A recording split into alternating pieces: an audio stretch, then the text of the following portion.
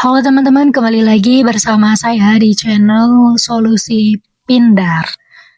Nah, ada satu kesalahan yang hampir selalu dilakuin sama orang yang baru banget galbay ya, terkhusus Shopee.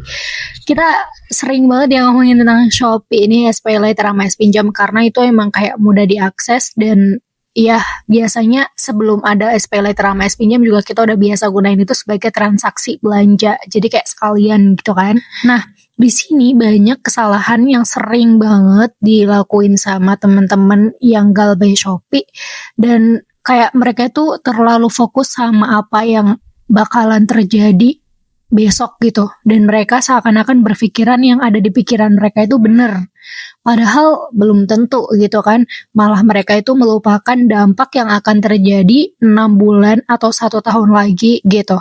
Jadi kita akan membahas resiko dari galbay SPayLater sama S-Pinjam terbaru 2026. Masuk ke resiko pertama yaitu denda dan bunga. Nah, namanya juga aplikasi pinjaman online. Dua hal ini tuh sudah pasti ada, nggak cuman di SPayLater sama S-Pinjam doang. Dan denda juga bunga itu memiliki dua makna yang berbeda. Kalau denda itu hanya akan ada misal kalian nggak bayar tepat waktu. Sedangkan kalau bunga mau kalian bayar tepat waktu atau enggak, itu akan tetap ada bunga. Bisa dipahami sampai sini ya. Nah, jadi di SPayLater sama S-Pinjam ini dendanya itu 5% ya teman-teman. Misal contohnya bulan ini tagihan kalian itu ada 800.000. Terus kalian belum bisa bayar nih tepat waktu sehingga biaya keterlambatannya kan jadi 5%. Jadinya kurang lebih ya 40.000 lah ya, 5%-nya dari 800.000 ini. Artinya tagihan kalian nanti bisa bertambah menjadi sekitar 840.000 ya, dan itu belum termasuk bunga atau biaya pembiayaan kalau emang produknya itu masih berjalan. Masuk ke resiko kedua itu ada limit yang dibekukan. Ya, kalau misal kalian udah galbay gitu ya, baik itu limit di SPayLater atau S-Pinjam ya, biasanya udah nggak bisa dipakai lagi ya, sampai kalian bisa membayar yang jatuh tempo itu. Dan dalam kasus tertentu juga ada fitur-fitur yang kayak nggak bisa digunain sebagaimana mestinya gitu loh.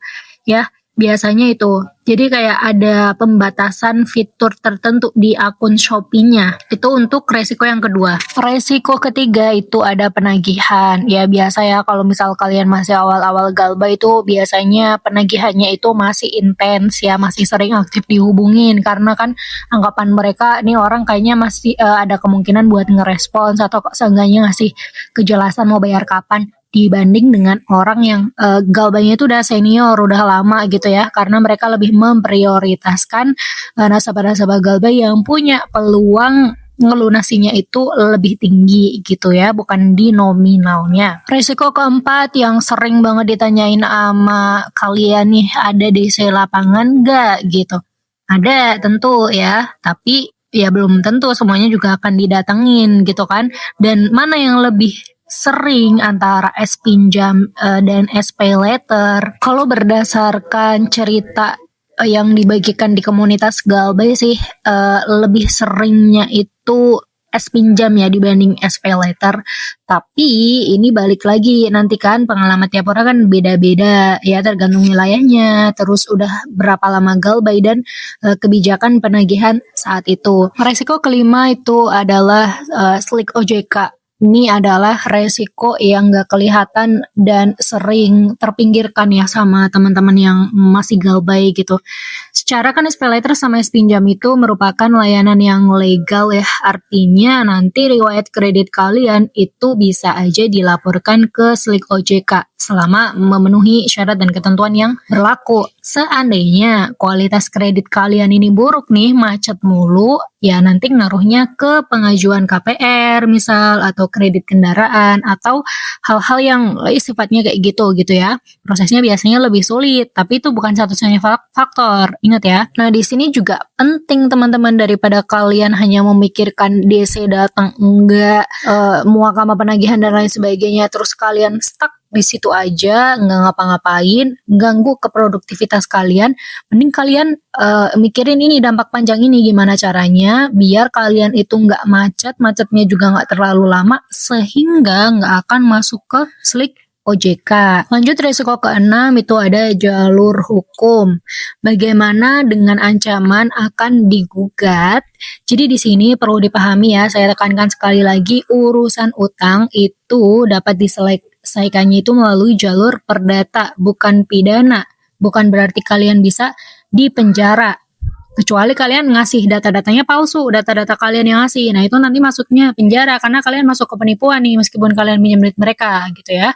Tapi secara ininya itu masuknya ke jalur perdata. Nah, tapi hal ini jarang banget dilakuin ya dalam prakteknya jalur hukum ini karena mereka lebih seringnya itu caranya itu pakai proses penagihan daripada bawa ke jalur hukum karena nanti akan ada biaya-biaya tambahan lain lagi gitu. Nah, sekarang udah jelas resikonya itu ada apa aja. Harapannya ini bukan buat nakutin kalian teman-teman ya, bukan buat nambahin pikiran kalian, enggak, tapi seenggaknya dengan informasi yang saya berikan barusan kalian itu jadi punya gambaran yang lebih jelas tentang apa yang benar-benar perlu kalian waspadai dan perlu kalian siapkan dan prioritaskan untuk dipikirin gitu, dan mengambil langkah dari informasi yang barusan saya sampaikan ini daripada kalian overthinking di hal-hal yang nggak perlu dan belum terjadi.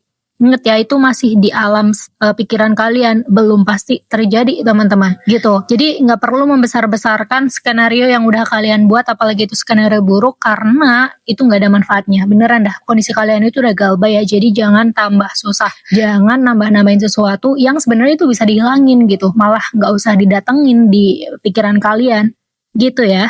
Ya, semoga video kali ini bermanfaat dan sampai jumpa di video selanjutnya.